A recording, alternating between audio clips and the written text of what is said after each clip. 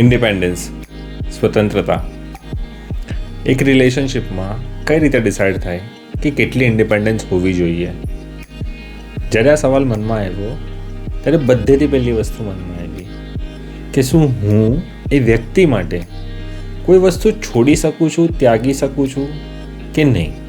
કે જો હું કરું છું કંઈ એના માટે તો શું હું મારી મરજીથી કરું છું કે એની મરજીથી થાય છે? આપણે રિલેશનશિપમાં તો એમ કહી દઈએ છીએ કે મને આ ચાલશે, મને આ નહીં ચાલશે, પણ શું સામેવાળાને એ વસ્તુ એક્સેપ્ટ છે?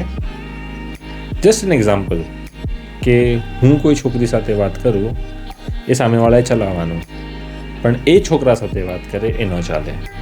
યા તો પછી આને ઊંધી રીતે લઈએ કે છોકરી છોકરા સાથે વાત કરશે, એના ફ્રેન્ડ્સ સાથે વાત કરશે એ ચાલશે, પણ છોકરો એની ફ્રેન્ડ સાથે વાત ન કરતો હોવો જોઈએ.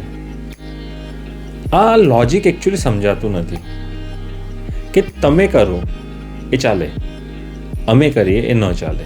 એક વસ્તુ વિચારીને જુઓ, તમે આખી લાઈફ તમારી કંઈક અલગ રીતે વિતાવી છે, બધું અલગ રીતે, અને પછી જ્યારે એક રિલેશનશિપમાં આવો ત્યારે એ સામેવાળાને કહો કે બસ હવે તું મારા રીતે રહીશ. શું આ પોસિબલ છે? કે તમને લાગે છે આવું કરવું જોઈએ?